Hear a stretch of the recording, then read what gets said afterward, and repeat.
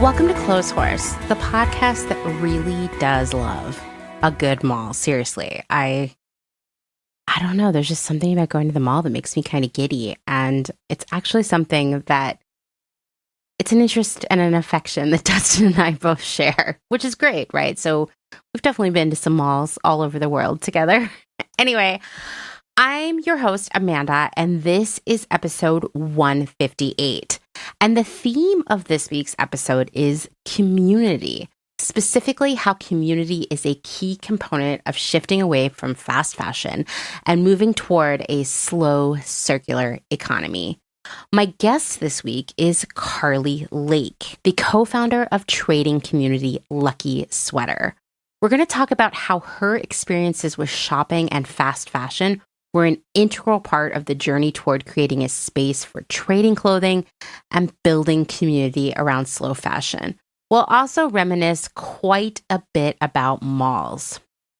But before we meet Carley, I want to talk about another trading community, Buy Nothing groups. I'll start by saying that Sarah Grossman sent me some info about a growing controversy within the Buy Nothing world a few months ago, but I've just been too busy to get around to talking about it until now. I needed to do a lot of reading to wrap my brain around it. So thank you, Sarah, for looping me in and kind of starting me on my research journey here.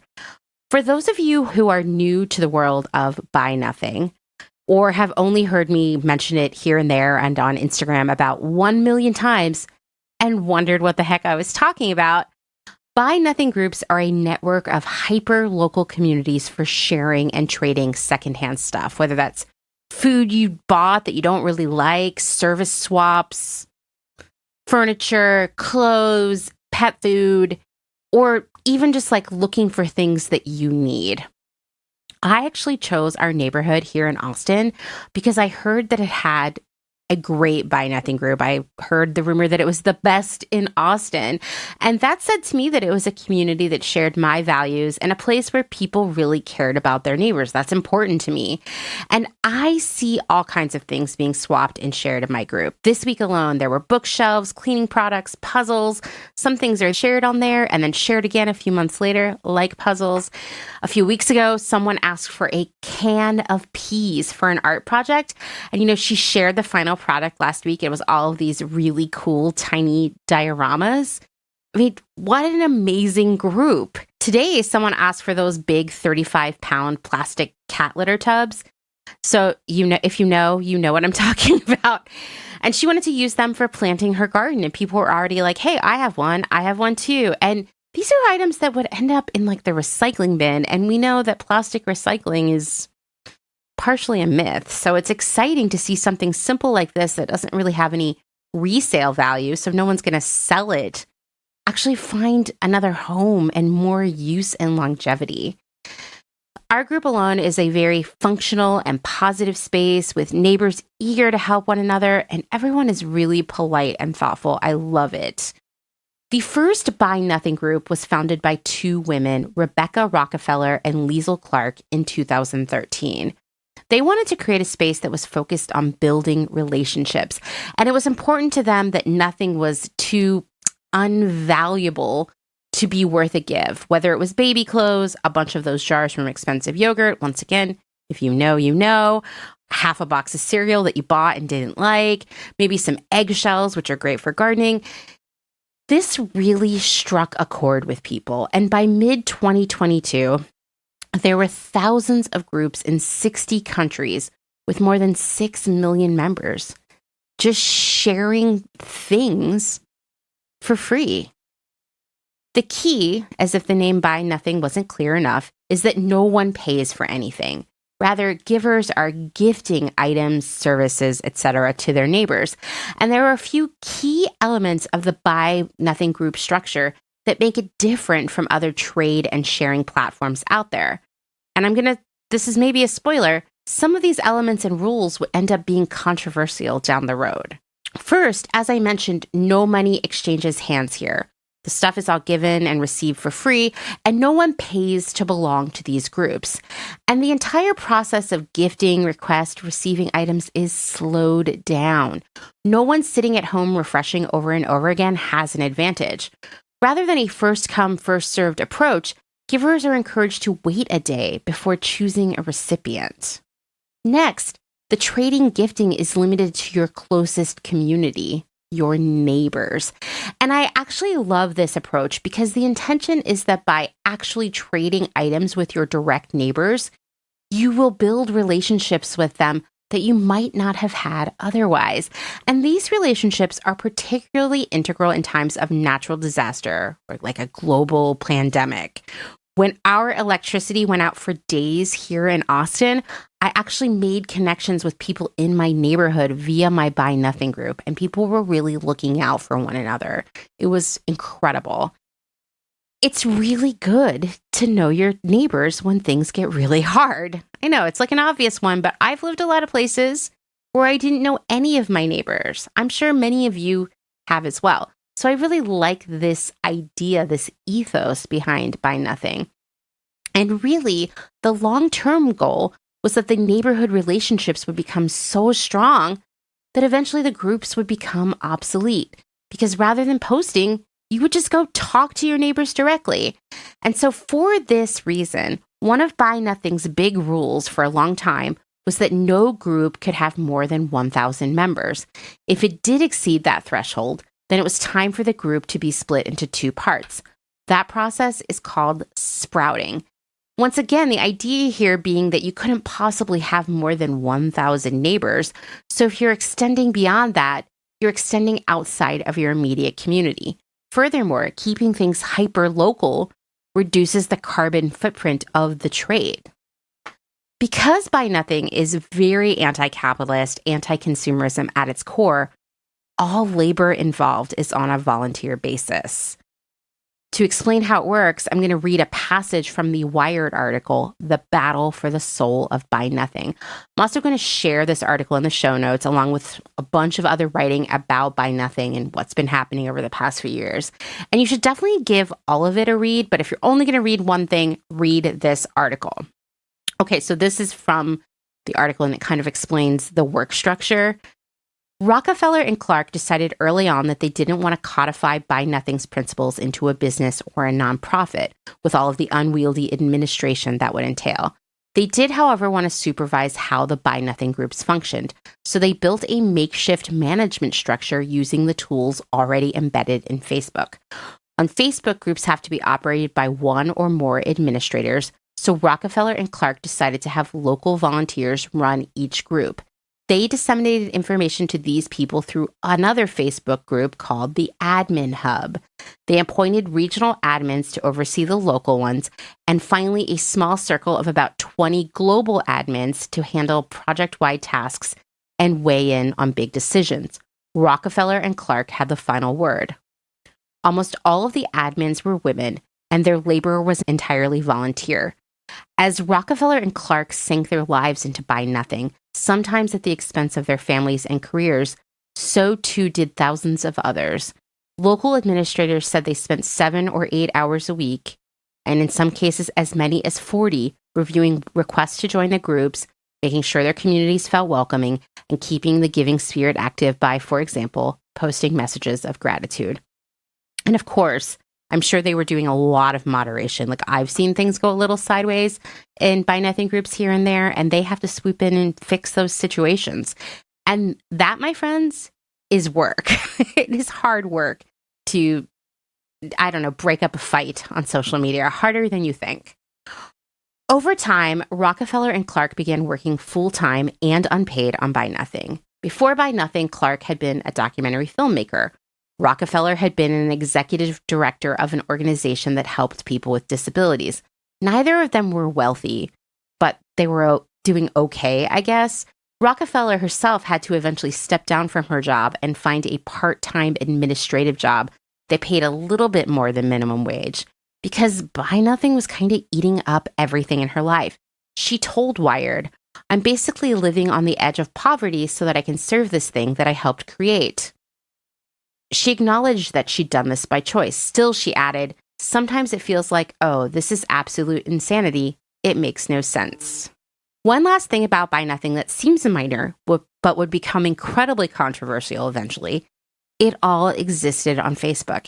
In fact, the organization, which once again generated no income for anyone involved, really relied on the free technological infrastructure of Facebook groups for organizing and sharing information. Of course, we all know that nothing is really free on Facebook. We're paying with our personal data. And Facebook, as we all know, has been instrumental in the spread of misinformation. It never sat well with the founders that they relied on Facebook, but it was also a free tool in an organization that literally had no money involved in it. So they had to roll with it. And they also had to admit that they liked the personal element of seeing someone's photo, profile, etc. It made the whole thing less transactional, less anonymous, and it helped people build relationships and trust one another. Well, things went well for a long time. Once again, Buy Nothing launched in 2013. But nothing was perfect, of course. And while many found order and comfort in all of the rules and structure of the Buy Nothing organization, others did not. Per Wired, while Rockefeller and Clark regularly received notes of gratitude, they also got messages of irritation and even hate mail that blamed them for mishaps and infighting in the local groups or accused them of heavy-handedness with all the rules. Meanwhile, everyone was still working for free. And on one hand, some of the volunteers felt fine giving all of that time to such a great cause. People really believed in this. I mean, I believe in Buy Nothing.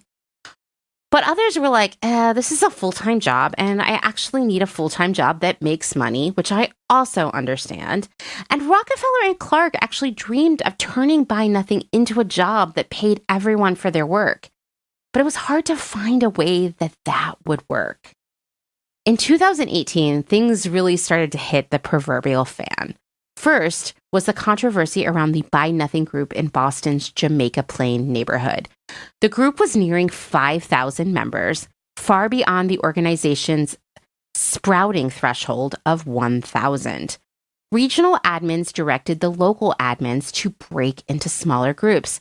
This was a highly controversial move, because the neighborhood had long been segregated economically and racially. There was fear that breaking up the Buy Nothing group, based on a map, right, would just be another form of segregation, of redlining, a major step backwards. Regional admins tried to get involved, but it only worsened the situation as many members felt unheard and ignored. I'm giving you the really simplified version here, but I'll share a link to a Medium piece by Jamaica Plain's Buy Nothing group member, Kai Haskins. It's called "That Hyper-Local Buy Nothing Group You Love is Controlled by a Wealthy White Woman in Washington State and is Reinforcing Systemic Racism and Segregation." I think that title alone says a lot of what you're going to read, but it does give every detail of what happened in the midst of all of this upheaval. Ultimately, a new non-Buy Nothing group was formed that was not affiliated with Buy Nothing. In the midst of the controversy, Buy Nothing group members across the country shared stories of experiencing racism and discrimination within their groups. Others wondered if all the rules and mandatory civility just reinforced classism and white supremacy within a community that was supposed to be about care and aid. And it was kind of the beginning of the end. Except it was also the beginning of Rockefeller and Clark's listening and learning period, where they took feedback from members and figured out how to make the system better. And they tried really hard. Changes did come out of that. For example, rules around language, abbreviations, etc. were changed to make the community more accessible to those who had difficulty typing, reading, or were using digital readers. Tip jars were added to local groups with the hope of reimbursing admins for their free labor. Some were super stoked about this change. Others found it completely not in line with the ethos of Buy Nothing. Personally, and I say this as a person who works 7 days a week for free on a little project called Clotheshorse, people should be paid for their labor. If you're spending 40 hours a week moderating your Buy Nothing group, and I'm sure you deal with all kinds of unsavory behavior there. Once again, we are talking about Facebook here. That's 40 less hours that you have to clean your house, cook meals, do your laundry, care for yourself, or even just, relax. And you know what? You're probably spending money to fill those gaps, whether it's buying takeout food because you don't have time to cook, or paying someone to clean your house because you don't have time to do that, or getting a lot less sleep. When you consider that paying people for their labor is not a part of the buy nothing ethos in its purest form, you see a major crack in the logic of the whole thing. Like, it's just too pure of a concept to be truly productive and sustainable for a long time. Next, groups were allowed to expand beyond the 1,000 member threshold, and the rule around only being allowed to belong to one group was removed because it was preventing unhoused or transient people from participating. And lastly, Rockefeller and Clark removed themselves from all regional and local groups, just trying to not be so, kind of ruling this thing as they had been accused of doing in the past. They said officially on the Buy Nothing website, over the past 7 years, we've learned a lot about how to foster and support the development of local Buy Nothing gift economy groups, and we've made several important changes to our protocols. Among the things we've learned is that local Buy Nothing groups need to be locally managed, led by local volunteers who give their time and energy in service to their real-life neighbors and community. In order to realize this, we are actively removing ourselves from each and every group, handing full responsibility and control over to the current local leadership team. They then shared all training resources under a Creative Commons style agreement, letting local groups take the wheel. And these were big changes that they hoped would be positive, but every single one of them was just as controversial as it was appreciated. There was just a major divide here. Some people loved all these changes, others said it was super performative and didn't mean anything, and others said, why did we change something that was working so well? It's just like one of those situations where they could not win because there were way too many opinions here. There was one thing that they really wanted to do: leave Facebook, for obvious reasons, right? This was not a platform they wanted anyone to think they were aligned with. And they also felt that Facebook sort of empowered some really bad behavior. I tend to agree. Rockefeller told Wired, even if your motivations are purely loving and welcoming and inclusive, you're basically putting yourself in the meat grinder of social media, and you will be eaten up. Moving off of Facebook wasn't going to be easy. First, for one, all of that infrastructure was free, and Buy Nothing didn't make money. It didn't even have 1 cent. And it would mean shifting millions of people away from Facebook and into an app, which would be a very difficult transition. Rockefeller and Clark wanted to develop an app that would allow anyone to join without Facebook. But of course, building apps costs money. They tried to do a crowdfunding campaign within all of the Buy Nothing groups, hoping that if everyone contributed a tiny bit of money, they would have enough to build a platform. And with millions of users, everyone would have to donate less than $1. Seemed pretty easy, right? But guess what? It was a major flop. Members bristled at the idea of any money being involved at all. After all, wasn't no money kind of the theme of the organization? They raised $20,000, which wasn't enough to do anything, and so they gave the money back. It didn't help that at the same time, Rockefeller and Clark were also promoting their forthcoming book, The Buy Nothing, Get Everything Plan. They wrote in the book, money isn't all that wonderful. The market economy begets isolation, and money disconnects us from one another. There was definitely some expectation on their end that the book sales would help fund the app development, and I'm sure Rockefeller and Clark were hoping that they might get paid for some of their years of free labor. Buy Nothing members, meanwhile, were concerned that the founders were selling out. No one needed to worry because the book was a massive flop, possibly because it launched at the very beginning of the pandemic. What terrible timing. They weren't going to be able to fund the app with book sales. They managed to get $100,000 in loans and investment from friends and family, which they used to build an app. But $100,000, while it is a lot of money, doesn't get you a good app either.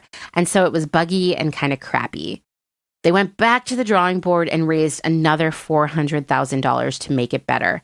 But no matter what, people were, for the most part, unwilling to make the shift from Facebook groups to the app. And the app was kind of a flop. On one hand, it allowed people to search outside their immediate neighborhood, which is great for a lot of people. Some loved this, others thought it was unfair. People thought it made things competitive. On the other hand, it also felt more anonymous and impersonal because you didn't get to go see a stranger's entire life on social media with one click. Disgruntled admins left the Buy Nothing organization and created their own groups, utilizing the training and infrastructure docs from the original organization. This wasn't great. People were leaving.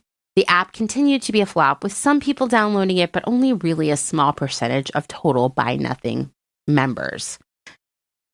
The app also cost a lot of money to maintain, which made it even worse that it was kind of failing. Clark was funding the $5,000 a month necessary to keep the website and app running out of her own pocket. Adoption of the app was stagnating, and more admins were leaving the organization and starting their own groups, often while still utilizing the name Buy Nothing, or at least using all of the training docs, etc. At this point, Clark and Rockefeller decided to trademark Buy Nothing. And I would suspect that part of this, because they were out there looking for more investment for this app, probably this came at the suggestion of potential investors. I totally know how this goes. I can hear the conversation. I'm sure they thought that this would be a good path forward. But what really happened is they trademarked Buy Nothing, and Facebook deactivated all accounts using that term that were not part of the organization. And surprise, surprise, this created even more fury. These groups reappeared on Facebook with new names, Gifting with Integrity. That was kind of the most common one. There were some other ones out there. The most important thing is that none of them could mention Buy Nothing at all. Meanwhile, Clark and Rockefeller continue to try to look for ways to keep the organization running and complete that shift from Facebook to app. They pitched investor after investor who were kind of like, okay, but like, how does this app make money? And no one had a great answer. Delivery fees, membership fees, advertising. It was really hard to say how the app could make money. So no one wants to invest money in something that's not going to be profitable, particularly the kind of people that they were pitching to. I really like this passage from the Wired article that kind of sums up the quandary that Rockefeller and Clark were facing. In some ways, Rockefeller and Clark's loss of control made me think of women inventors who hadn't gotten credit for their products. Rosalind Franklin, the scientist who helped discover the double helix. Lizzie Magie, the game maker who invented Monopoly. But then, Rockefeller and Clark had started Buy Nothing as a counter-agent to the capitalist ethic that concentrates wealth and power in the hands of the few, while, ruining lives, communities, and the environment. The project had been a success owing to their efforts, certainly, and also to those of the thousands of volunteers who made Buy Nothing their own. If the movement ended up splintering into an unaccountable mess of local variations, and Rockefeller and Clark didn't make a cent in the process, maybe that was the most fitting ending possible. The overall feeling seems to be that, unfortunately, all organizations require money to run. Website hosting costs money. Computers and internet access costs money. People should be paid for their labor. But perhaps the purity of the term Buy Nothing prevents that from happening. It's hard for me to say, and I don't have an easy answer here. Would it be great if all members just threw in $1 a year to keep the organization running? Yeah, I mean, if you have that $1, it's not a big chunk of change for you, and it could really make the difference between Buy Nothing having a great app and getting off of Facebook or not. And if you don't have $1, then you don't have to contribute. That's okay too. Maybe someone else will contribute $1 on your behalf. I mean, I think there has to be some solution here. I guess the main thing I have to say here is that maybe we should support the organizations and things that matter to us. And sometimes that's going to involve throwing out a couple bucks, because otherwise we end up with unsustainable situations that grow and then burn out.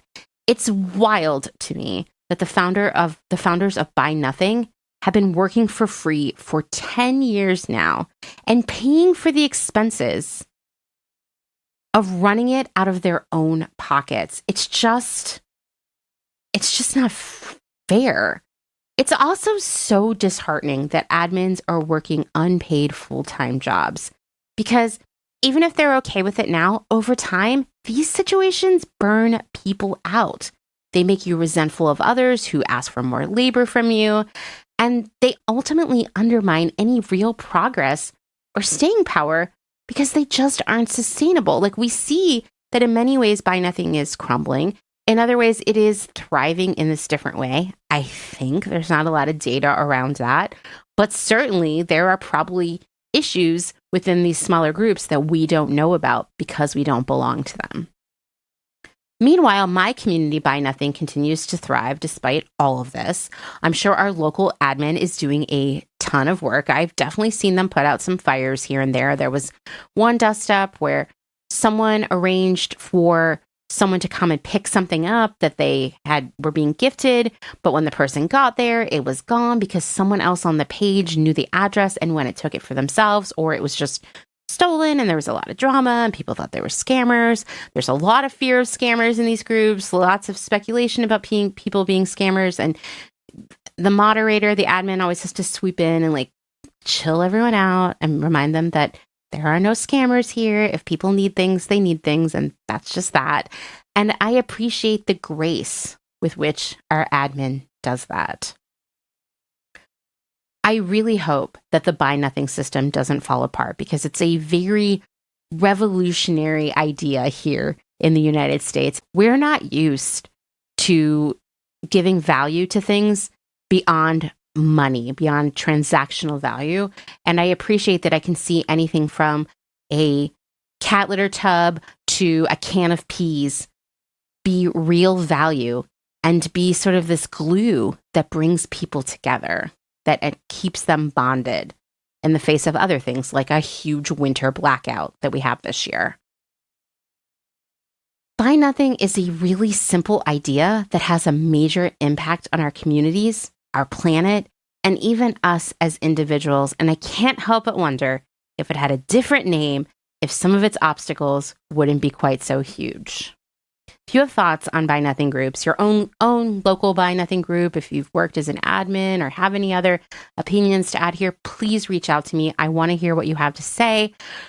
Please read all of the other articles I'm going to share in the show notes because I think I've just been talking for 30 minutes about this, and yet I've barely scratched the surface of all the things going on. So please go get all the deep details.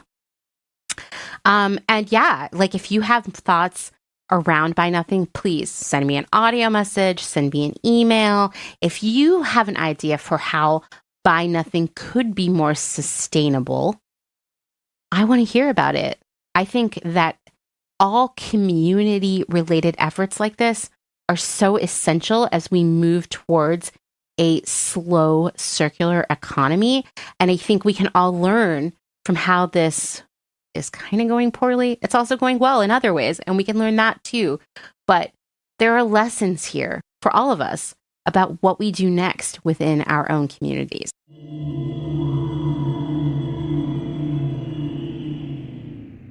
Let's take a moment to mention a new sponsor of Clotheshorse, North American Herb and Spice. A few weeks ago, I was sick from one of the wild viruses wreaking havoc on all of us this winter and early spring. You all know because I told you on Instagram.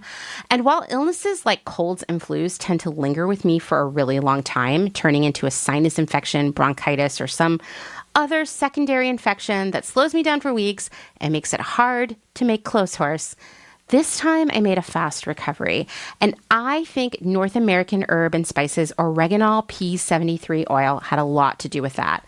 I'm actually a regular user of herbal and natural remedies because I believe in the power of plants, and I've got a lot of rad, smart herbalists in my life. I'm very lucky. I've actually been a big believer in oregano oil for upper respiratory infections and other minor illnesses since a friend introduced me to it about, 10 years ago. Fun fact, it was actually a vendor that I worked with at my first buying job. I just add 2 drops to a little bit of water and chug it first thing in the morning. It's also great when mixed with a hot ginger and cayenne tea. So awesome for a sore throat. I've also used it to treat minor skin infections and bug bites, which I get a lot of, especially here in Texas. And North American Herb and Spice has the highest quality oregano oil I have ever used. Oregano P73 is the original, truly wild, organic oregano oil that is produced by old-fashioned steam distillation. It is the only unprocessed, full-spectrum wild oregano oil available, and it is chemical and GMO-free. North American Herb and Spice is a true American success story. Founded in a basement and told by skeptics that it could not be done, Judy K. Gray defied the odds and built a renowned and trusted brand. She believed that there had to be a better way to heal the world, and that the answer lay in finding the finest ingredients, especially from the wild, and formulating them into unique products. Judy was the first to recognize the unique healing powers of P73 oregano oil and create formulations that countless consumers have used over the last 30 years. If you're interested in trying oregano P73 or any of North American Herb and Spice's other products, go check out NorthAmericanHerbandSpice.com. They offer a wide variety of high-quality products made from ingredients sustainably sourced from around the world. I'll definitely be adding their Oregacin throat spray to my next order. And guess what? I have a special offer just for Clotheshorse listeners. Get 25% off your order with the promo code Clotheshorse25. That's Clotheshorse25, and I'll share that in the show notes.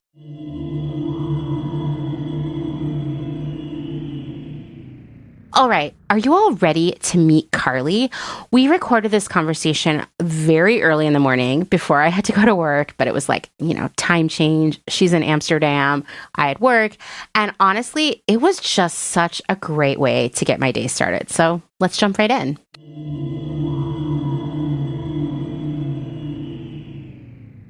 All right, Carley, welcome to Clotheshorse. Why don't you go ahead and tell everyone who you are? Thank you so much, Amanda, for having me. I'm so excited. I'm Carley Lake.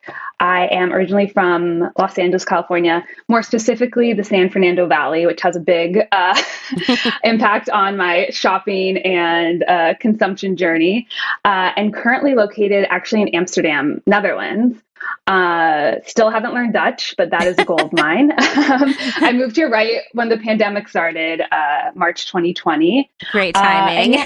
Great timing. Came literally like the day Eldit. Like I just had to get out, so came here. Really loving it. Okay, more about me. And I'm the CEO and co-founder of the app Lucky Sweater.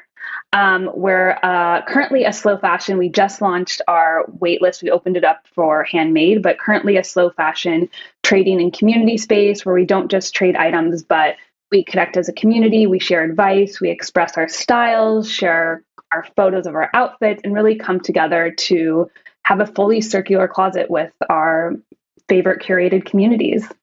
That's awesome. So I love in your introduction, you basically set me up to ask my first question for you. One of the focuses this year on Clotheshorse is really starting to untangle why we shop, why we overconsume, why it's just so natural to us. And a big part of that is that we were all from a tiny age raised to be big time consumers, right? Like from stickers to Barbies to everything in between. It was like sell to the children. So you mentioned you grew up in the San Fernando Valley, which is well known for its malls, right? Oh, especially in the 80s. What was your relationship with shopping and clothing as you grew up? Yeah, I mean, shopping, and it's so I was watching this TikTok where this person went back to their hometown mall in New Jersey, and everyone was commenting this gives me so much comfort and safety. Yeah. And there was all the old Journey shoes, and I was like, oh my God, I already got this feeling of home, and I'm like, that's so sad. Shouldn't my grandma's apple pie make me feel that way? Why does Journeys in a random mall in Montclair, New Jersey, where I've never been, give me that joy and comfort? But yeah, I think for me, shopping was always one of them. This sounds sad. I did a lot of activities growing up, soccer and ballet, but shopping was always one of the top social pastimes for me and my friends.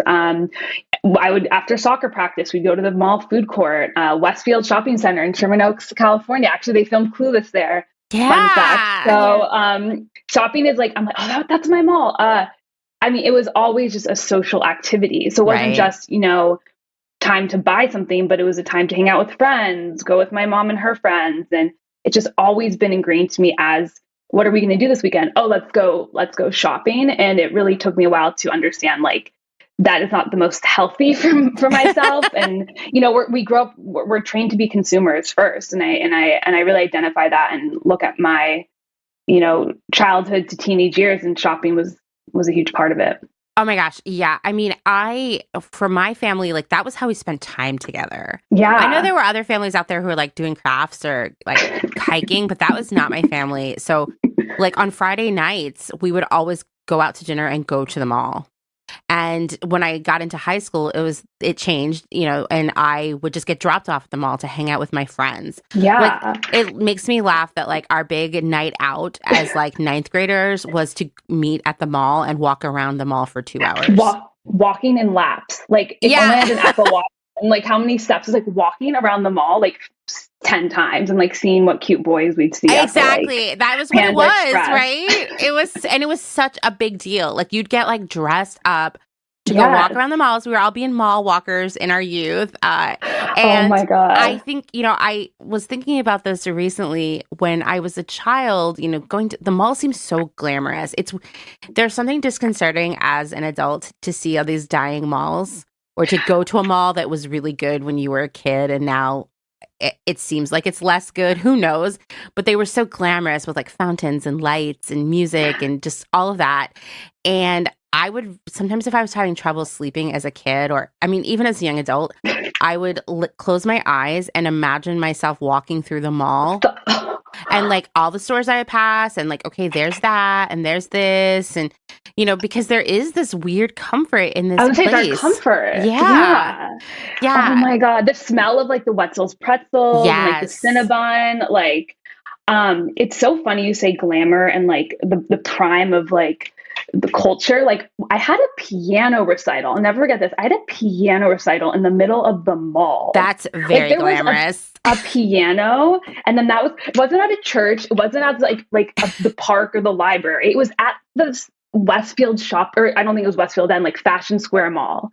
Like, even my activities were at the mall. Even when I tried to escape, they would take me back there. Our like concert choir every year would go sing at the mall at Christmas, and it felt like I've really arrived now.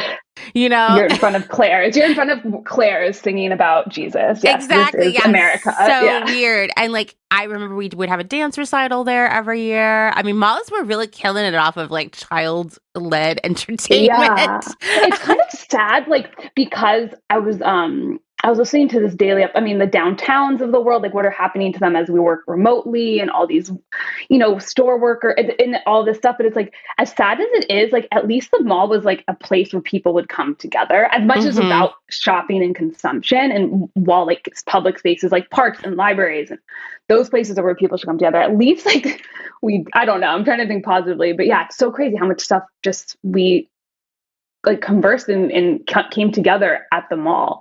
No, I mean, and that's what they were designed to be in their original incarnation, was sort of like a public square. Yeah. And they really were. Yeah. I mean, like, there would always be people there with like tables with pamphlets of information. I remember one time the Spanish club at my high school, we had a table at the mall. I have no idea why, but my friend and I immediately volunteered because we were like, oh my God, we're going to get to spend Saturday at the mall. And it's like, our parents can't say no. It's for school, And it's just like such a weird, funny. Why did we have a table there? It makes no sense to me. But yeah, I think like that was the original intention of the mall. And like, I don't know when it changed at all, but there are still thriving malls, especially in Southern California. Like, I feel like Southern California, the LA area has really shown you how like malls can still be killing it every day. And they have kind of adopted this more like multi-use center kind of format. Yeah. But like in general, a lot of malls across the country are, in decay and despair, like I'm sure, the mall specifically that I have the most memories of hanging out in as a kid long ago was gutted and turned into like a weird sort of shopping center with like a Walmart as the anchor store. So like it's not like what it once was. And the other mall, which was like the fancier mall where we definitely hung out in high school, I went there a couple years ago, and it was the first time I'd been there since I was a teenager. And it was like, I was like, I wouldn't buy anything in here. You know, like, you're like, I hung out. I spent like hours of my youth here. Yeah. And it was so, and I was like, who would hang out here? You know, and I didn't see people hanging out here, but I know that people do still hang out at malls. So it is, it's just so interesting for so many people I talk to how shopping, the mall, it's like, it's a socialization. It's like a social outlet. It's a hobby in a weird way. It's an interest. You know, like it's like what that was like my number one. Like, I ran track and did everything else, but like I spent so much of my growing up at the mall and consuming and buying stuff, and it's just like it's ingrained in you, which is crazy. So how did that change as you got into adulthood? Like for me, at least the mall part of it was just like, oh, I moved away to the city and malls aren't a part of that anymore. But it didn't necessarily take away shopping as an activity at all. Like I still went shopping as an activity on the weekends.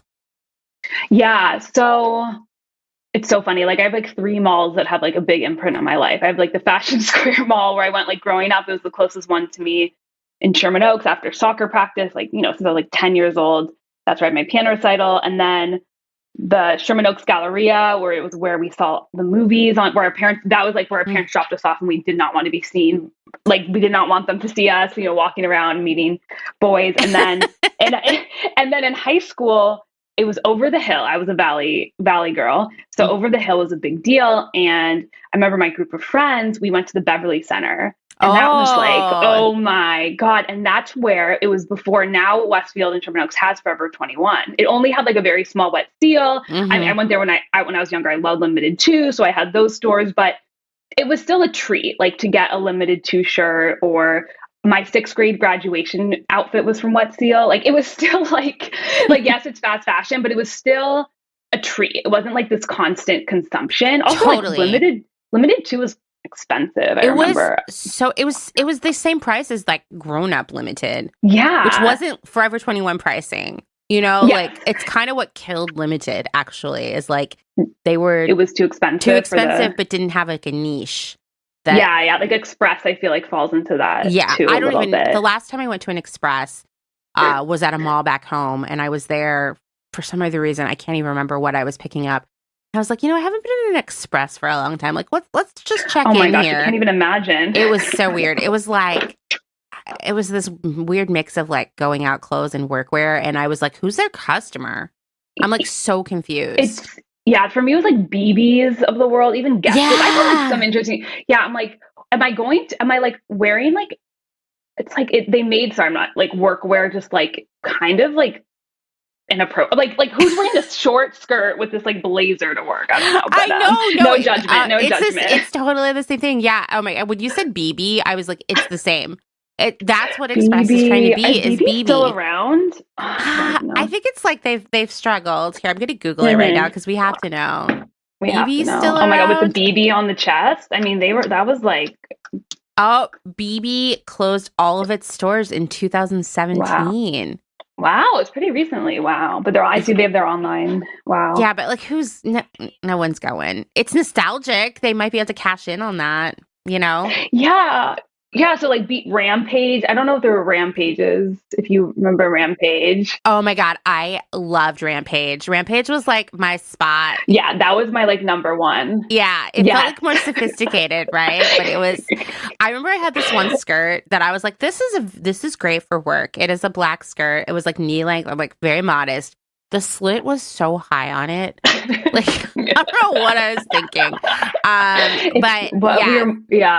Rampage. They would always have good sales, but they weren't cheap either. Like, and they were owned by Wet Seal, I'm pretty sure. Somehow affiliated with Wet Seal. Yeah, but they were, I think, more expensive than Wet Seal. But like before Wet Seal was Wet Seal, it was Contempo Casual. And Contempo Casual wasn't like as expensive as say the Express, but it wasn't like Forever 21 prices. Cheap. It was like a middle ground. But then Wet Seal, I hadn't been to a Wet Seal really for a really, really long time. And then I went to one in a mall in like 2010. And I was like, whoa, talk about falling from grace, wet seal. Yeah, that was like, I remember like I'm just starting bringing back up like this matching set from my 6th grade graduation. And I was like, I look like a movie star. Like I still remember it was like a peasanty top, and it was a long skirt. It was very modest, but I was like, my grandma bought it for me. And I'm like, this is so special. And again, it wasn't expensive, right? It's wet seal, but it wasn't cheap. Right. Like it wasn't, like the sheet. So even though, of course, like, I'm not on Rodeo Drive, but I'm shopping at these stores, thankful for my parents for getting me these clothes, and it still felt special. And I wouldn't get something every single time I went. And then in high school, I remember a group of my friends, this girl who lived over the hill, which is, again, very fancy when you're from, I love the Valley, but over the hill, it still had this mystique. I'm talking about like the Beverly Hills, Westwood, West Hollywood of LA. Mm-hmm. And we went to the Beverly Center, and that is when I was introduced to Forever 21. And it was this huge store. Also, like, now it's the same size in the old mall I was at, but like it was like as if we were in a department store, how big it was. Yeah. And it was everything. And I was just so overwhelming. And I remember before parties in high school, we would like get all these outfits and like try them all on and buy so much stuff, and then go to our friend's house and just like have bags of clothes we would just be putting on. And I was like, it was getting expensive. Like I was like, I can't keep up with this. But I remember that was like what we would do is just go to Forever 21, buy all this stuff, and just wear it to these parties. And that at that moment, it was a lot for me. And that's when I really started to struggle with like, what am I doing? And what is this pattern that I'm getting into? Yeah, totally. I remember when Forever 21 was coming up. It started, at that point I was living in Portland, Oregon, and it started as like a regular size store, and gradually it took over the 2nd floor of the mall, and then it expanded into like a full wing, basically. Oh my gosh. And every Tuesday, my friend Rachel and I had off work, and we would go to the mall, to the Lloyd Center, and we would like eat lunch in the food court, and we'd walk all around. But the big part of the day was going to Forever 21 and buying like 3 outfits, for the weekend. And that's a lot for one. Why do you need, like, I know. I think full outfits. Like I've never done that since, like, why do you need to buy like all these pieces at once? I say it now and I'm like, it's crazy. Cause it would be like, get the dress and the necklace and the earrings and the socks. And like, I think one of the reasons you had to keep going back is because you'd be out and your dress would just rip, Like I remember wearing a Forever 21 dress at work that was actually like one of my favorites and had this apple print on it. It was so cute, but my friend had to staple up the side seam for me.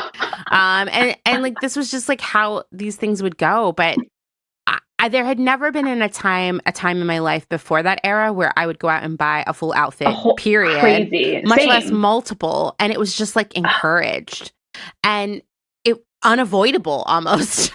I was one of these girls that was like constant bags of clothes, constant. And then that was when we had we were starting to carry around those little like digital cameras. Yes. I was born in 90, so that's giving some of my age and where I came up and like what time things are happening. But yeah, so we had started up digital cameras, and we go to these parties, wear these outfits, and then like, okay, now we have to wear another outfit because we're like taking, I don't know if we were using Facebook then, but we were like taking photos and showing off our outfits. And then we had to get new ones because we were documenting them. And yeah. Oh, totally. That was the era of the Canon, the little tiny camera. Yes. Yeah. I always had one, and I would upgrade it every few years. And I would take pictures of us at the mall.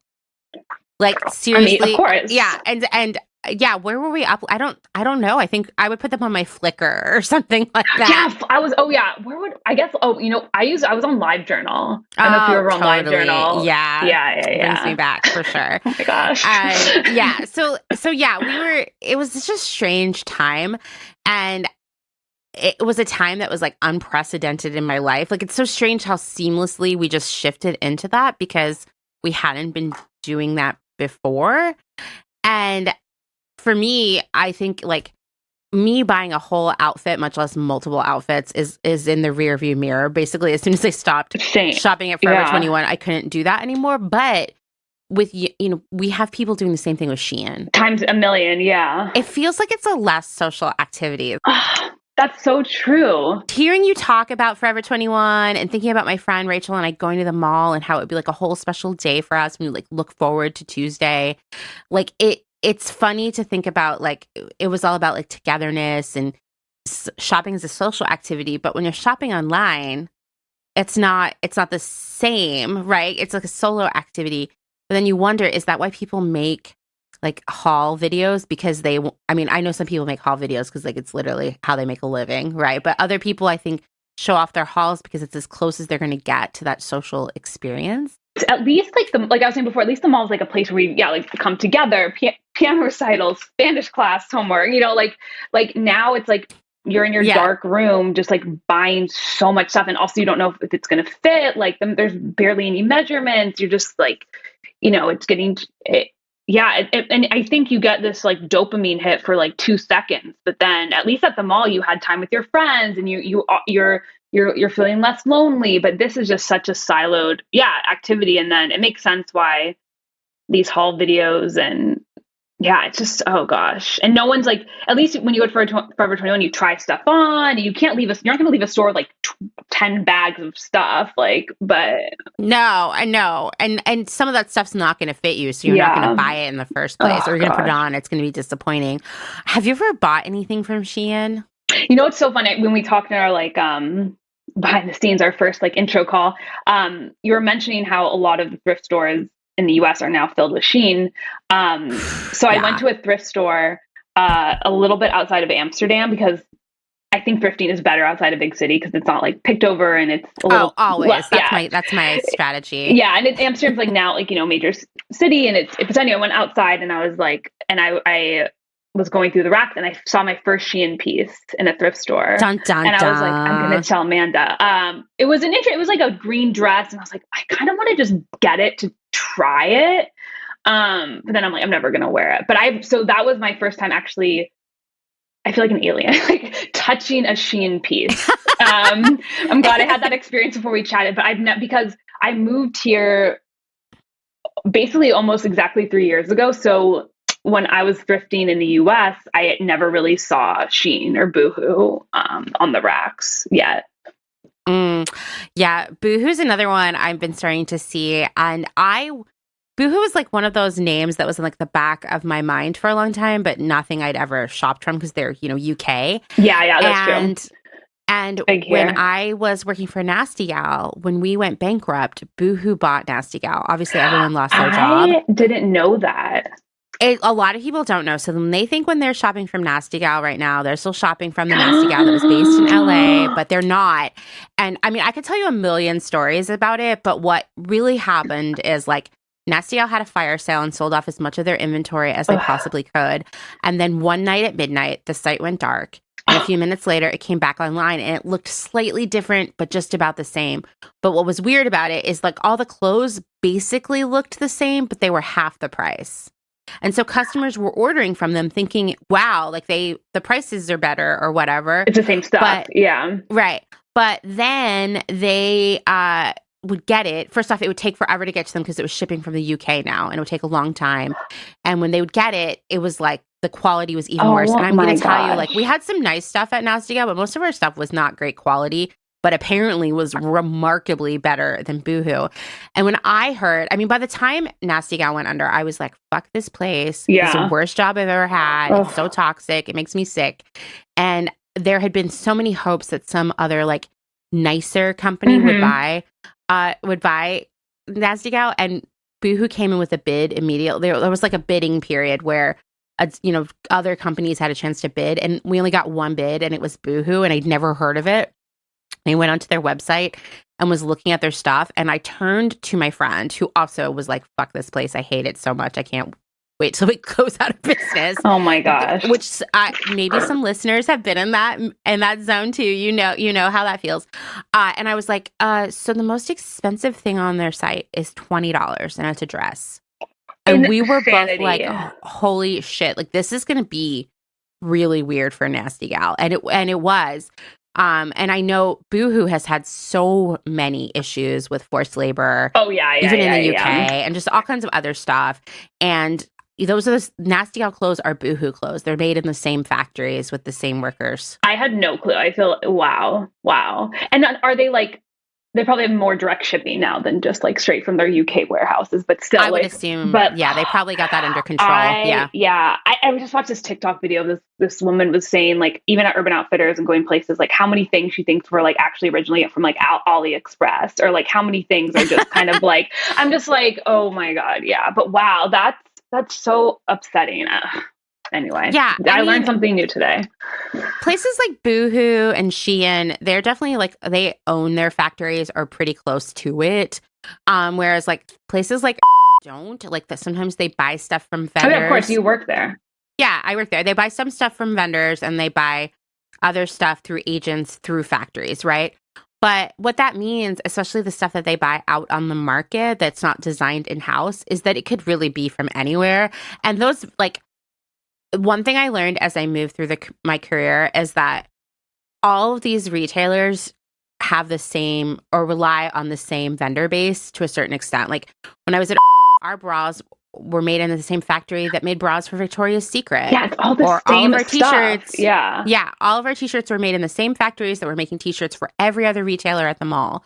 You know, and when even Anthropologie was buying from vendors that we bought from at Nasty Gal and ModCloth, and so like it's all the same stuff in a weird way with like maybe some tweaks to it, but ultimately like you could say like, wow, there's a big price difference between say Anthropologie and Forever 21, and I would say to you that's because they're just making more profit off of it because they have a name. Like that's really what it is. It's so crazy. So that's the thing I've learned as I've been around now, and it kind of really turned me off shopping. So when I am like, here's my journey with shopping, I feel like I have an unfair advantage to like cutting it out because it just happened because I was like, ew, everything sucks. And you know how much you're like taking, like how much they're upselling. I mean, and it's like, it's not like that money is going to the people who are actually making the item. Exactly. No, it's even with luxury goods. It's just like, how much is this even being marked up? Like, how much is this just brand? Totally. I just have like no loyalty to like that to just about any brand or retailer because I mean there are a few brands that I'm like, wow, they're great and they're like really transparent and I will buy from them when I want something new, but that's not very often. Yeah. I in general just feel like I know too much and I would never pay full price for anything you could find at the mall at this point. 100%. 100%. Let's take a moment to thank some of the incredible small businesses who keep Clotheshorse going via their generous Patreon support. Selena Sanders, a social impact brand that specializes in upcycle clothing using only reclaimed vintage or thrifted materials from tea towels, linens, blankets, and quilts. Sustainably crafted in Los Angeles, each piece is designed to last in one's closet for generations to come. Maximum style, minimal carbon footprint. Shift Clothing out of beautiful Astoria, Oregon, with a focus on natural fibers, simple hardworking designs, and putting fat people first. Discover more at shiftwheeler.com. Late to the Party, creating one-of-a-kind statement clothing from vintage, salvaged, and thrifted textiles. They hope to tap into the dreamy memories we all hold. Floral curtains, a childhood dress, the wallpaper in your best friend's rec room. All while creating modern, sustainable garments that you'll love wearing and have for years to come. Late to the Party is passionate about celebrating and preserving textiles, the memories they hold, and the stories they have yet to tell. Check them out on Instagram at Late to the Party People. Vino Vintage, based just outside of LA. We love the hunt of shopping secondhand because you never know what you might find. Catch us at flea markets around Southern California by following us on Instagram at vino.vintage so you don't miss our next event. Gabriella Antonis is a visual artist and an ethical trade fashion designer. But Gabriella is also a radical feminist micro-business. She's the one-woman band trying to help you understand why slow fashion is what the earth needs. The one-woman band to help you build your own brand. She can take your fashion line from just a concept and do your sketches, pattern making, grading, sourcing, cutting, and sewing. The second option is for those who aren't trying to start a business and who just want ethical garments. Gabriella Gabriella Antonis will create custom made-to-measure garments just for you. Her goal is to help one person of any size at a time, including beyond size 40. To inquire about this serendipitous intersectional offering of either concept, DM her on Instagram to book a consultation. Please follow her on Instagram and Twitter at Gabriella Antonis. And that's Gabriella with one L. Gotta get that spelling right. Dylan Page is an online clothing and lifestyle brand based out of St. Louis, Missouri. Our products are chosen with intention for the conscious community. Everything we carry is animal-friendly, ethically made, sustainably sourced, and cruelty-free. Dylan Page is for those who never stop questioning where something comes from. We know that personal experience dictates what's sustainable for you, and we are here to help guide and support you to make choices that fit your needs. Check us out at dylanpage.com and find us on Instagram at dylanpagelifeandstyle. Salt Hats, purveyors of truly sustainable hats, hand-blocked, sewn, and embellished in Detroit, Michigan. Find us on Instagram at Salt Hats. Gentle Vibes Vintage. We are purveyors of polyester and psychedelic relics. We encourage experimentation and play not only in your wardrobe, but in your home too. We have thousands of killer vintage pieces ready for their next adventure. See them all on Instagram at Gentle Vibes Vintage. Thumbprint is Detroit's only fair trade marketplace, located in the historic Eastern Market. Our small business specializes in products handmade by empowered women in South Africa, making a living wage, creating things they love like hand-painted candles and ceramics. We also carry a curated assortment of sustainable and natural locally made goods. Thumbprint is a great gift destination for both the special people in your life and for yourself. Browse our online store at thumbprintdetroit.com and find us on Instagram at thumbprintdetroit. High Energy Vintage is a fun and funky vintage shop located in Somerville, Massachusetts, just a few minutes away from downtown Boston. They offer a highly curated selection of bright and colorful clothing and accessories from the 1940s to the 1990s for people of all genders. Husband and wife duo Wiley and Jessamy handpick each piece for quality and style, with a focus on pieces that transcend trends and will find a home in your closet for many years to come. In addition to clothing, the shop also features a large selection of vintage vinyl and old school video games. Find them on Instagram at High Energy Vintage, online at highenergyvintage.com, and at markets in and around Boston.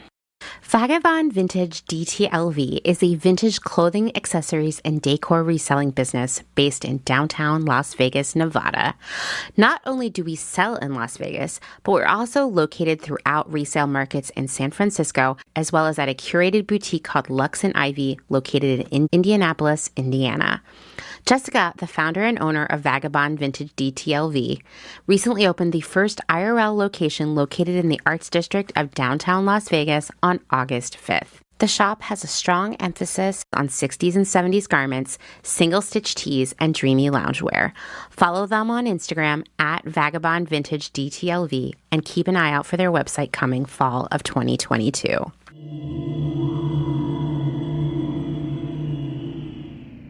So how did you, because you and I, we both grew up in this sea of shopping. How did this change for you to the point where you started Lucky Sweater? What was the transition along the line? Yeah, I think with so much stuff, and I'm trying to set boundaries and have less so intense breaking points where I get to that edge. But I just think that's how I think for you too, quitting that, you had to get to the edge and burn out. And unfortunately, to move to a new career and move to a new, or get so passionate and become an activist. But so I was just in this fast fashion world, Forever 21, then the H&Ms, and just so in it. And I remember I also went to public school, and then I went to private school in LA, and private school in LA is just imagine. And I remember asking my dad, can we go to Rodeo Drive one day? Ooh. And I think he was like, what the heck is happening? And my dad's from LA, and he was like, I think I was in maybe high school or eighth grade, in the fast fashion moment. And he's like, let's go to Melrose Avenue. And I was like, what is that? Like, I don't know if that, and that's where Ah, I learned, and I was so like LA for, all the consumption and materialism, there's so much creativity and culture and diversity. And I mean, Melrose is one, but there was just thrift stores and Wasteland. I don't know if you've heard of Wasteland. It was, yes. yeah, I would go there when I would go on buying trips to LA for we always went to Wasteland to look uh, for things to buy to copy. yes. Oh Yes. my, I love it. So I think they have San Francisco, where I also lived, in LA locations. And at that point it was really well priced. Like you could find a Juicy, of Mm-hmm. course I was looking for my Juicy, like a Of Juicy course. jacket for like really, really well priced. Now it's like almost the same. Like it's just, again, like thrift, and as thrifting has become popular, there's things that have happened too with that world. But yeah, and I was just I was like, whoa, this is so cool.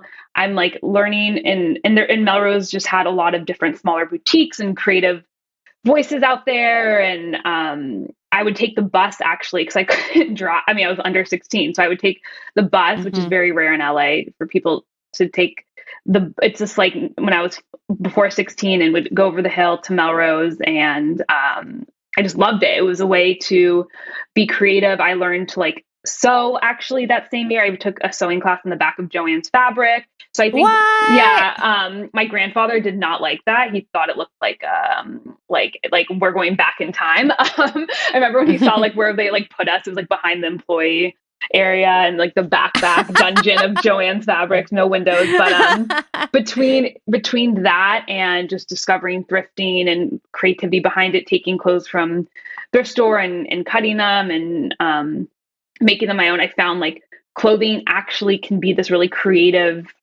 way to express Mm-hmm. myself and connect with friends and new friends. And it really helped me step outside that fast fashion world. Yeah, yeah. I think that that's a transition that has been coming or happening for a lot of us for the past few years, and for many, the pandemic kind of sped up that process. I think that what keeps me up at night sometimes is like I know that there are so many of us making this shift, or like maybe are done with the shift and are like living this whole new stage of our lives. Yet I read constantly about Shein's plans for Ugh. growth, and it freaks me out. Like I'm like, how do we get more of those people to join us? Because I get why Shein's appealing. I will say I've seen lots of Shein at the thrift stores, and the quality is mixed. It's some of it is in line with what we would have been buying at Forever 21, maybe in the aughts. Okay. But some of it is like really bad. Where I'm like, was more than Ugh. 30 seconds spent sewing this? It's so bad. Like you can see how corners were cut and workers were rushed, and there was probably a lot of stress and Oh pressure yeah. when you look at some of these garments where they're like not even trimming the threads or finishing the seam. Like they're sewing half of it and moving on. Um, and I wonder like how we get more and more people to move away from that. Like that's where my head is right now. Like what can I do as an activist in this space to encourage more people, and not in a shamey, guilty way, to leave that behind, because it's not doing a service to them either. You know, they're also probably stapling their clothes together at work if they're buying a lot of Shein. And I've been there, so I know that. I know what it's like to be in that Yeah. space. I just don't know it in a way where it's not this big social focus thing. Like the part where you're just doing it alone at night, maybe in bed, is like so foreign. I struggle with it so much. I think what really, like, the human aspect of it really helped me, like just these, like just thinking of these garment workers and like imagine like what their quota is, like how many of these shirts they have to make an hour, and just like the like how unsafe these buildings are. And of course we all know Rana Plaza. Like I think what really helped me was it was a mix. I don't know. I think people need to understand like how poor these people are treated who are making their clothes, and no one's life is worth a $3 Mhm. shirt. And I also think like, as, I don't know, I feel like we have to make knitting and sewing and swapping and trading and connecting, like make that, just show people how effing fun that is. Yeah, I agree. I think the more we can share that on social media with the people around us, like I still am waiting for someone to teach me how to Oh, crochet because I've been dying to do it for like 3 years now. you have to go in person. That's what I've learned. I did a 2-day embroidery workshop, and I just was Hmm. just like like ask every question you can in person, and just like Yeah, force I them to like agree. I take agree. your hands and do it. Yeah, totally. I taught myself how to knit from a book, but I Oh, feel like it took me 10 times as long to get it down, and I learned a lot by making mistakes. And I feel like I would like crochet to go more easily for me. yeah, that's what I've learned. I'm like, I've watched Skillshare, and I'm like, I'm just staring at another screen. Yeah, exactly. I know it works for a lot of people, but Yeah. Oh my God, I want to see. Have you made any interesting pieces? no, because well, I mean, in terms of knitting, which I don't have a lot of spare time right now, so I'm not really knitting right now, but I don't totally have knitted so many hats and scarves as gifts. I've made like blankets and things like that. I've never made a garment because I'm not I shocking, I don't really like to wear sweaters. They make me I don't know, I'm just, like, not a Yeah, sweater yeah, person. yeah. It makes me hot or uncomfortable or itchy, especially if it's nice yarn. It's gonna make me even more Hmm. itchy, it seems like. I might wear a sweater vest, It's a but, like, lot of full-on sweater. material on. Yeah, yeah, yeah, yeah. A Yeah, lot of. yeah. I'd rather have, like, a lot of really thin layers than one big Hmm. cozy layer, but I know I'm in the minority with that. But for crochet, I have, like, a million ideas of Oh, things I wanna make, and I just, like I mean, who knows when I will find I the know. That's time how for I it feel. anyway. Yeah, but it's definitely, like, something I've been wanting to do for so long. Um, but yeah, I think we just community is where shifting people away from Shein or Target hauls or whatever all the Amazon clothes, Oh, the which are storefronts. also Yeah, yeah. really terrible quality. Like, I think transitioning people away from that, and into community and, socialization and support and education, all that stuff is like the real ticket forward because I think what made shopping so appealing for so long was the social aspect.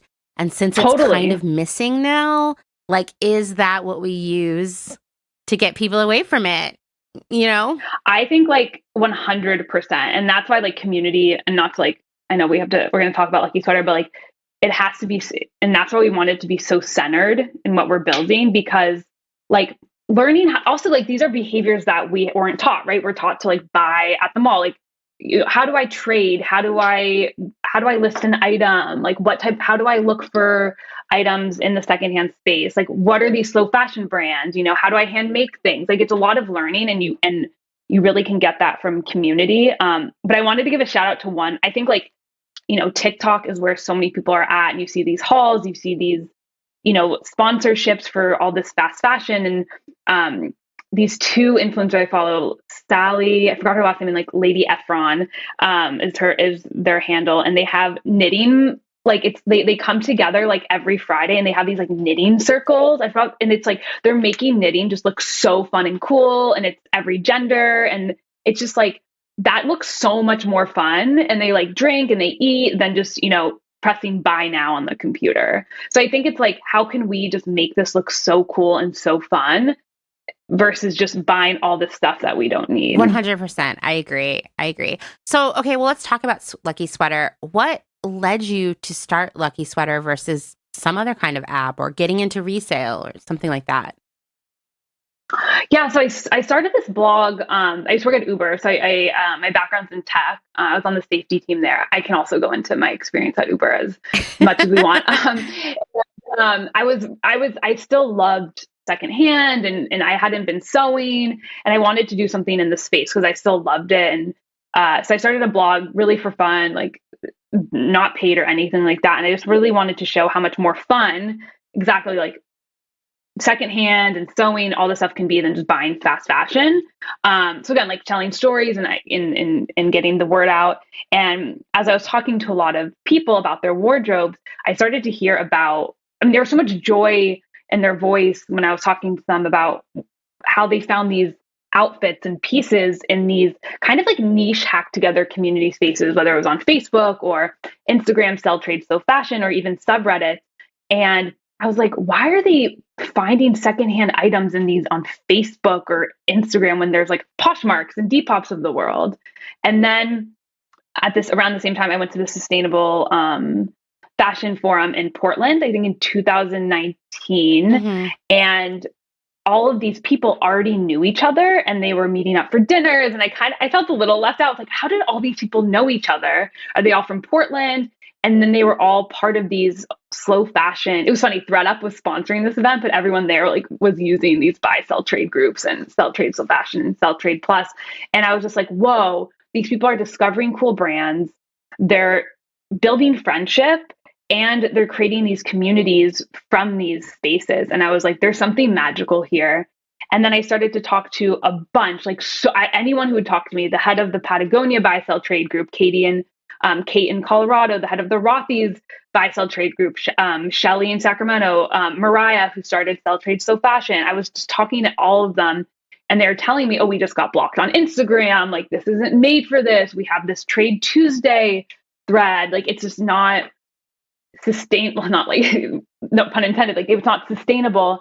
And so I was like, what if I just like quit my job and I had savings, like try to build an app for these types of communities? I see so much magic here. Like, how can we just make it so circular, make it so fun, inspirational? And that was basically why I quit my job and started Lucky Sweater. I mean, I love that because I think a lot of people have anxiety about swap and even resale because they're like, what if I don't get a good outcome, right? Like that's the fear, right? That like I'll get something that's subpar, or doesn't fit me, or is disappointing, or somehow I'll lose out in that situation.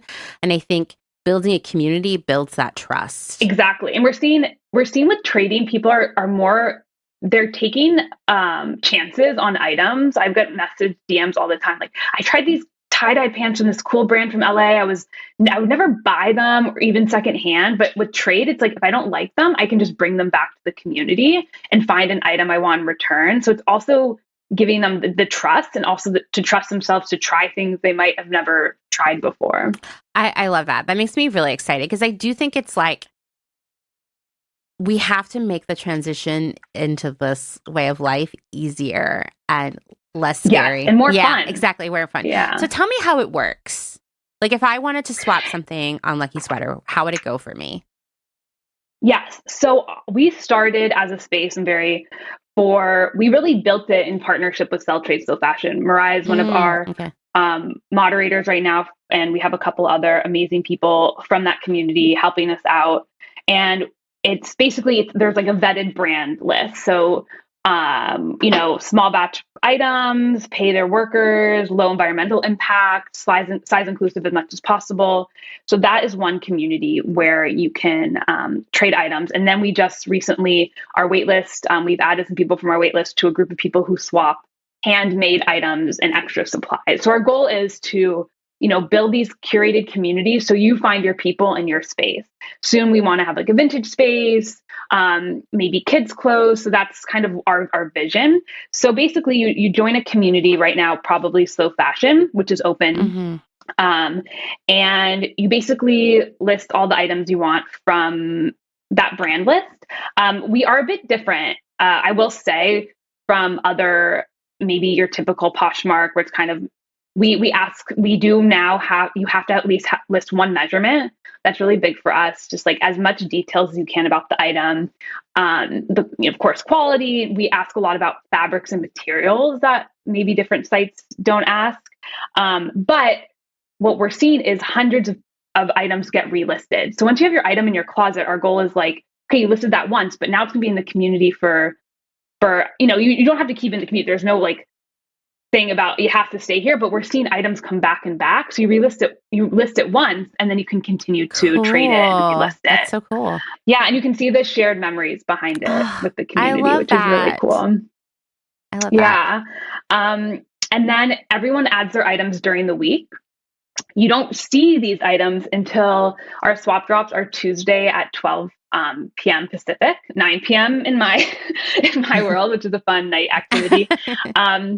But the goal is, and you can see everyone online, it's like this moment where both the community comes together, and also we don't want you to have this FOMO or like, if I miss out on this item, it's list. If I don't check the app every second, I'm going to miss this item. Right. So that's the idea behind the swap drop piece of it. I love that because I think so many of the resale apps out there really, really focus and reinforce FOMO. I guess they exploit FOMO is what I would say, where they're Yeah. like constantly just pushing you notifications and emails, reminding you that if you don't buy it now, it's going to be gone and then you'll never see it again. So I like that this is much more like, let's give you some other space to think about other things, right? So I know everybody's going to have this question. How does this business make money, right? Because this isn't like a volunteer job. Totally. It's like what is the finance? What's the financial piece here? Yes. Yes. So it's so kind of going back to like, how does it differ from a typical resale? So how a typical resale app, all the ones we know, eBay, Poshmark, even Etsy, they make money at point of sale or point of listing. So, okay, I want Amanda to list a million things and I think that's Etsy. You pay for that Depop, whether it's the buyer or seller at the shipping or transaction, you pay at that point. So they want you to come every single day and push emails to you and buy every single day. That's how they make money. So there's been a lot of articles. And again, I love these places because it helped me step out of fast fashion and constantly buying new. But, we're seeing that constant consumption is still happening on these platforms because that's just where the business model is tied to, right? I was reading this article from Fast Company by the journalist Elizabeth, I think Segregation, and someone from the Ellen MacArthur Foundation said, like, the goal of the circular economy is to decouple revenue from production. And so, like, the goal for all these companies, the Sheins, even the ThredUps, is they want people to buy and sell more. And that's how they make money. But for us, and we're not perfect, of course, our goal is really around how we plan to monetize is around membership. So whether you get more joy from seeing photos of people, you take part in our discussion space, you do love to trade. We don't care how many items, you want to trade and you want to put on the platform. Like, we just want you to find joy and connection and just have fun in this space and then pay a monthly fee to just be part of the app. So that's our goal. Right now we have a tip jar. So we're testing. You don't get any, just if people want to support us and support the moderators, it's basically a test right now. So we're testing that, but eventually we do plan to have groups that are, maybe there's free groups, eventually just a small monthly fee to be part of these communities is our goal. Cool. What do you see as the future for Lucky Sweater? Like, what are you going to do next? And what do you want to do long term? Yeah, so I'm really excited about handmade in the made space because these, making is such an amazing passion. There's endless discussions in posts. So we have a discussion section you can post about, you can learn, beginners, experts. I'm just really excited to see so many more people get into making their own clothes and in connecting on the app for Me Made. And tomorrow is our first swap drop with our small group of early access. And we're already seeing just like the amount of items people are adding is so exciting. And it's on the way, anything from like a work in progress, someone didn't want to finish and seeing if someone else wants to finish it, to I added extra yarn I had. So it's really cool to see people get so excited and what they're making and this art. So I'm so excited for the handmade space. But yeah, we really want to grow the slow fashion world, educate more people about these brands, get these small batch brands to get more people interested in them, handmade, and then build more communities. Vintage is a big one we're looking into. Cool.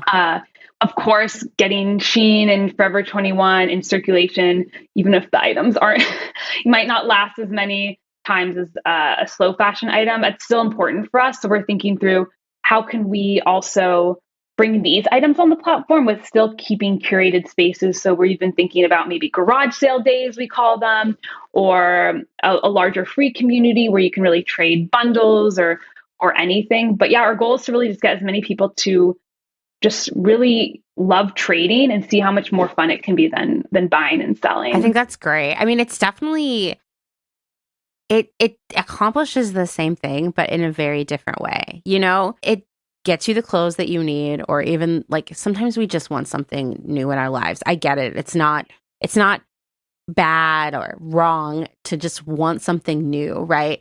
But it's a completely different path than just going on to Shein and clicking a bunch of stuff or Zara or whatever your vice of the past has been, you know? How do you see a fast fashion fitting into this? And I know that this can be kind of a controversial topic because there is so much fast fashion clothing. Like you said, we're starting to see tons of Shein in the thrift stores. That's the main thing that I see right now. I see a lot of Shein. I see a lot of Zara. I see a lot of brands I've never heard of, so I don't know where they came from, but they're not vintage. They're contemporary. They're definitely still made on the created via the fast fashion model. I also see some platforms saying like, we don't want fast fashion on our platform or resale platform. It's not allowed. Someone posted on a comment on a Clothes Horse post last week about how they have a consignment store and they don't allow any synthetic fabrics to be resold there, which I have mixed feelings about, but obviously that's their business model and that's their choice. What do you think? Do you think it's worth swapping? Like, I guess I get so torn on this because I want people to wear this stuff until it can't be worn anymore because there's so much of it and because the impact of it was so great. But how do we do that? I guess is my question for you. Yeah, I think for us it's twofold. It's like we want to show that these items are like almost like not like I don't know if humanize them is the right word, but like just like they have stories, they have memories attached to them. There's these pieces that, Lily wore to her graduation, that Jane wore to their prom. Like that's what we're loving, and people are seeing that on the items in Lucky Sweater. They're talking about them in discussions. So it's like, I think as people realize that items aren't just throwaway things, I think hopefully in general, people will just buy less fast fashion if we keep, like, not just us, but everyone, that narrative, more worn, the Worn Stories account is amazing. Like, I think if that will help, I hope reduce the amount of fast fashion, just like these pieces have stories and memories tied to them. Yeah. So we're excited about that. But then of course, like, it's so hard because how many times can you circulate a Shein top without it just falling apart? But what people are doing in our Me Made community, people have asked us this. They're like, hey, can I list a Topshop jacket that I painted the back of and upcycled and like maybe had a hole in it and made new again? I'm like, hell yes. So I'm really interested to see what people like take of these things to make new again when they do sadly fall apart. So that's an opportunity. But I do think there's room to try as much and to trade these and maybe have these garage sale days where I have so much Zara and Forever 21 in my closet. Like maybe we bundle it. So because it's like hard, exactly. Like, do I want to ship a $5 shirt when shipping's $5? Maybe we do local meetups, and that's the time. We actually did local swaps during the summer, and we had racks for slow fashion items, even racks just to look at pieces people brought if they wanted to learn about new brand. And then we just said anyone could bring any of their stuff in their closet. So that's another way. Local, maybe bundles. But yeah, I think hopefully by telling the stories behind our clothes, people were like, I don't want to just buy throwaway things. I want to save and invest instead of buying 10 pieces to buy one. And then, keeping, like you said, we're really open to it. Because it is out there and we can't deny that. I know. And I think, it kind of perpetuates this idea that like fast fashion is entirely Shein and Forever 21, but it's also Anthropologie. It's also Urban Outfitters. It's also, and other stories, these other brands that people think are more premium. Like, nope, they're all created using the same model and same factories. I know. We struggle, and I'm not like, we're struggling, and anyone listening on our platform listening to this, like, we're really struggling right now with Everlane and Reformation. Like are those, and that's what's hard about this like slow fashion vetted brand list. I'm very open about it. It's like we spent, and we're delayed on a lot of reviews because us and the moderator spend so much time like doing as much research as we can, and there's so much greenwashing, and then those two brands were just like, are they? It's so hard. We're struggling too. Like, what is even slow fashion versus fast fashion at the end of the day? It really is. And I think that because people believe cheap equals fast fashion, less cheap equals not fast fashion. And like, I would call Everlane and Reformation fast fashion. They're just more expensive, but it's all about like mass production, like creating a lot and selling as much Newness. stuff. Yeah, constant newness. I remember when Reformation started, and I think this is really important for everyone to think about. Take the retail price out of the equation here, because I think people see Reformation is more expensive. It must not be fast Yeah. fashion. It was created with the idea of, what if we made fast fashion that was more sustainable? Yes. Really? And that was the original Wow. argument or plan or business model, whatever you want to call it. It's still fast fashion. It always has been.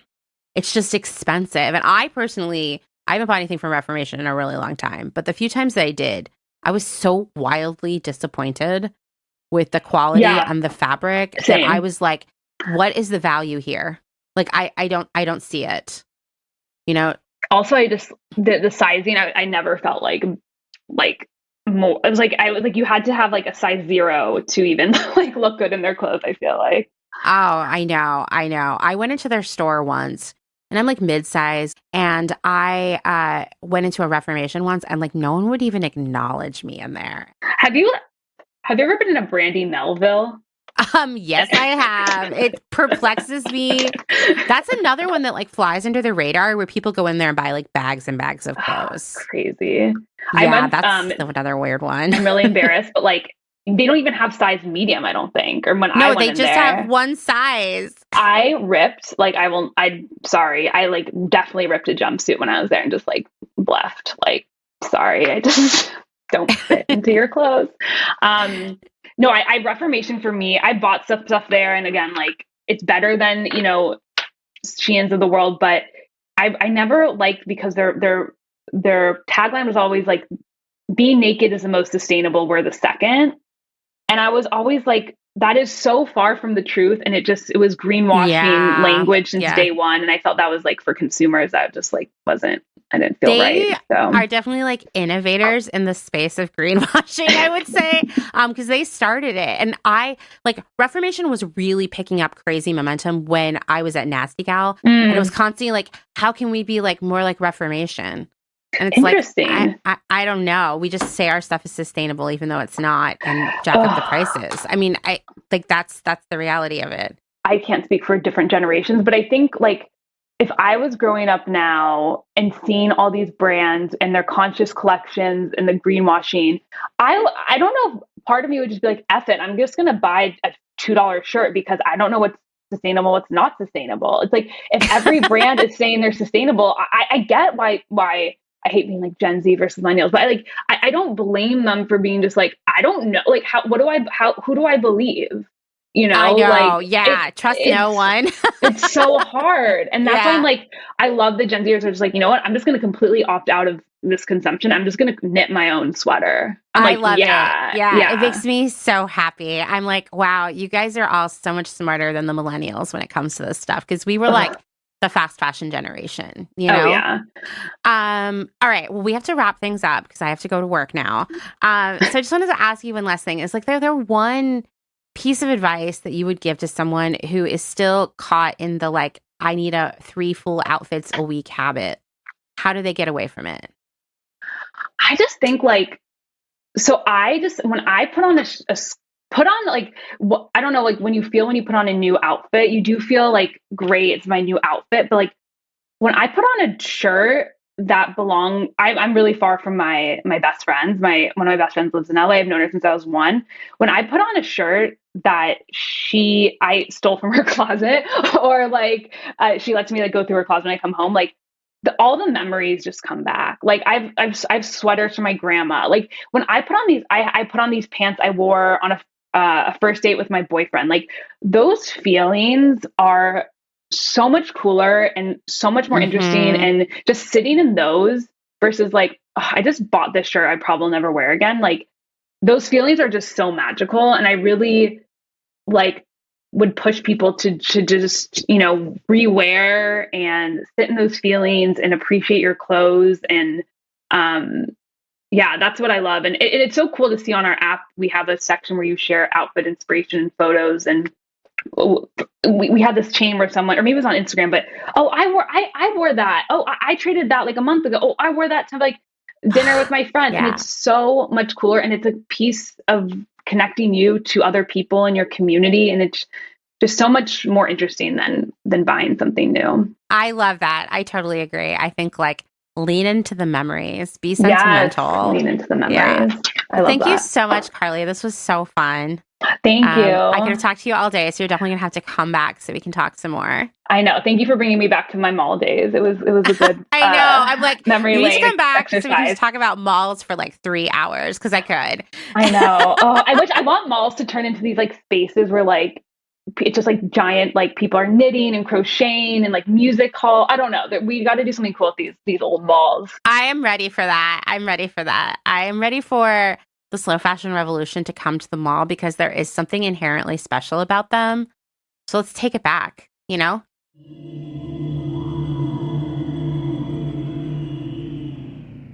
If you're enjoying this episode, then this is a great time to remind you that my work here at Clotheshorse is made possible by the support of listeners like you, just like NPR, and these great small businesses. Please go give them your support. Blank Cass, or Blanket Coats by Cass, is focused on restoring, renewing, and reviving the history held within vintage and heirloom textiles. By embodying the love, craft, and energy that is original to each vintage textile as I transfer it into a new garment, I hope we can reteach ourselves to care for and mend what we have and make it last. Blank Cass lives on Instagram at blank_Cass, and a website will be launched soon at blankcass.com. Located in Whistler, Canada, Velvet Underground is a velvet jungle full of vintage and secondhand clothing, plants, a vegan cafe, and lots of rad products from other small sustainable businesses. Our mission is to create a brand and community dedicated to promoting self-expression, as well as educating and inspiring a more sustainable and conscious lifestyle, both for the people and the planet. Find us on Instagram at shop_Velvet Underground or online at www.shopvelvetunderground.com. St. Evens is a New York City-based vintage shop that is dedicated to bringing you those special pieces you'll reach for again and again. More than just a store, St. Evens is dedicated to sharing the stories and history behind the garments. 10% of all sales are donated to a different charitable organization each month. New vintage is released every Thursday at wearstevens.com with previews of new pieces and more brought to you on Instagram at wear_st.evens. That's Wear St. Evens. Country Feedback is a mom and pop record shop in Tarboro, North Carolina. They specialize in used rock, country, and soul and offer affordable vintage clothing and housewares. Do you have used records you want to sell? Country Feedback wants to buy them. Find us on Instagram at Country Feedback Vintage and Vinyl, or head down east and visit our brick and mortar. All are welcome at this inclusive and family-friendly record shop in the country. Republica Unicornia Yarns, handmade yarn and notions for the color obsessed, made with love and some swearing in fabulous Atlanta, Georgia by head yarn wench Kathleen. Get ready for rainbows with a side of giving a damn. Republica Unicornia is all about making your own magic using small batch, responsibly sourced, hand-dyed yarns and thoughtfully made notions. Slow fashion all the way down and discover the joy of creating your very own beautiful hand-knit, crocheted, or woven pieces. Find us on Instagram at Republica_Unicornia_yarns and at www.republicaunicornia.com. Picnic Wear, a slow fashion brand ethically made by hand from vintage and dead stock materials, most notably vintage towels. Founder Danny has worked in the industry as a fashion designer for over 10 years, but started Picnic Wear in response to her dissatisfaction with the industry's shortcomings. Picnic Wear recently moved to rural North Carolina, where all their sewing and accessories are now designed and cut, but the majority of their sewing is done by skilled garment workers in New York City. Their customers take comfort in knowing that all their sewists are paid well above New York City minimum wage. Picnic Wear offers minimal waste and maximum authenticity. Future vintage over future garbage. Cute Little Ruin is an online shop dedicated to providing quality vintage and secondhand clothing, vinyl, and home items in a wide range of styles and price points. If it's ethical and legal, we try to find a home for it. Vintage style with progressive values. Find us on Instagram at Cute Little Ruin. Is there a little bit of Italy in your soul?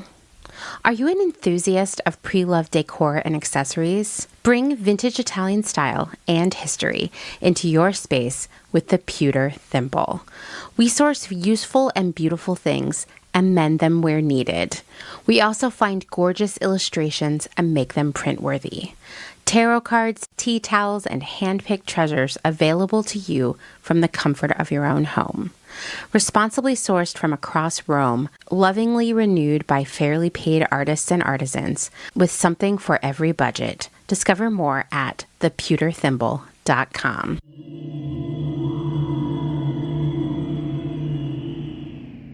Thanks again to Carley for dropping by to reminisce about malls. I will say that I have been craving Auntie Anne's since our conversation, so I might need to get to a mall ASAP. And I'm also just grateful for Carley spending some time with us to tell us more about Lucky Sweater.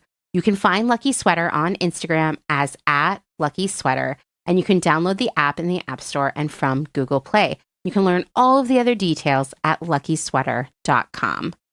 As I told Carley, community and collaboration are the key to making the slow fashion movement a way of life for more and more people. And it all starts with us, right? Fast fashion, I mean, it's popular for a reason. It democratized style and trends and fashion as a whole, removing the barriers of cost and accessibility, making fashion something that anyone can participate in. Okay, maybe not everyone, because fast fashion still refuses to dress a lot of bodies out there. But in general, fashion became less exclusive. At the same time, the rise of visual social media platforms like Instagram and YouTube, later followed by TikTok, they allowed everyday people who weren't models or celebrities or editors at Vogue, people who wouldn't have ordinarily had the opportunity to be style leaders or trendsetters, it gave them the chance to show off their own style and influence others with their taste and suggestions. Yes, I am talking about influencers, but I'm also talking about all of us, because this idea of, like, say, a new outfit for every Instagram post might have started with influencers, but it trickled down to all of us and kind of got into our psyches, encouraging us that we too should always wear something new. Fast fashion and social media are so dependent on one another for their revenue streams. And as I always joke, I really feel that probably every major fast fashion brand out there owes Instagram like 1,000 edible arrangements for helping them build their empires. And I want to be clear that not the like $60 edible arrangement that comes in the mug, but like the huge one that is a couple $100 and has all the chocolate covered fruit. You know of which I speak. And if you've ever had it, it's pretty good. Chocolate covered pineapple sounds gross, but it kind of hits the spot in a weird way. Anyway, even though shopping online is easier and super convenient, bringing access to any brand anywhere in the world right to your doorstep, it's also lonely. It's not the same as spending the day at the mall with your friend. There's no one to try on clothes with you. You eat lunch alone. It's not an experience, and often the purchases are kind of disappointing because they don't align with what you expect them to look like, or they don't fit, or they feel weird. They're just not good. And you're doing it all alone. For years, the fashion media published article after article wondering how retailers could translate the social aspect of shopping IRL into social media. Man, so many panel conversations at every trade show I went to for like 5 years there were about like how to bring a social element to online shopping. In many ways, it worked, right? We got the swipe ups of influencers, tagging brands in our own outfits as individuals, giving basically free word of mouth advertising to these brands. Haul videos. I mean, I didn't even, like, what a strange phenomenon. If you had told me 20 years ago that there would be this day where people all over the world regularly would be just filming pictures of all the stuff they'd bought online and just showing it to people, and people would be like losing their mind with delight in the comments, I would have been like, what a weird dystopic future we're about to have. All these things, they made shopping alone less lonely, sort of, because it's still lonely, right? And that's why I think slow fashion has a unique opportunity to sort of defeat fast fashion, because it's a far less lonely experience. We're here for one another, even if it's only online. What if we harness that power of social media and used it to educate and welcome people into the community rather than sell them something? Because all of the industry's attempts at socializing shopping online are ultimately just selling us stuff, right? This is something I'm thinking about constantly because I want people to see real information and a better path forward sandwiched between ads for clothes and makeup on their feeds. And you can do the same just by sharing photos showing your own attempts at sustainable lifestyle changes, from slow gifting to secondhand shopping to mending to making your own sweater. Let's use social media for good. Beyond that, let's bring slow fashion into real life. How do we get the social experience of shopping without shopping? What is the low consumption version of a whirlwind shopping montage in a movie? How do we build connections that don't involve buying stuff and, in theory, are far more meaningful? I want to hear from all of you about this. I want to know your ideas, so send them my way. Let's exert our influence to those around us and show them a better path forward. And let's welcome new people into this more ethical, less wasteful way of life.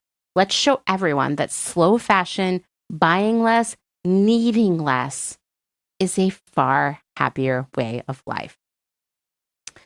Thanks for listening to another episode of Clothes Horse, written, researched, edited, hosted, all the things by me, Amanda Lee McCarty. If you like what you're hearing, please leave a rating and maybe, if you're feeling extra, a review on Apple Podcasts. But most importantly, of course, tell your friends. Community, community, community. If you'd like to support my work financially, you can learn more at patreon.com/clothehorsepodcast. I also wanted to just give a shout out to my other podcast, The Department, which I co-host with my friend Kim. This week, it'll be coming out on Tuesday. That'll be March 28th. We will be having part 1 in our series on the history of secondhand shopping from a trend perspective. Yes, secondhand shopping has had some really trendy moments in the last century. So you definitely want to give that a listen. I think it's a really great companion piece to the series we'll be starting here on Clothes Horse next week about the ethics of reselling and debunking a lot of myths out there. Thanks, as always, to my other half, Dustin Travis White, for our music and audio support. And I will see you all next week. Bye.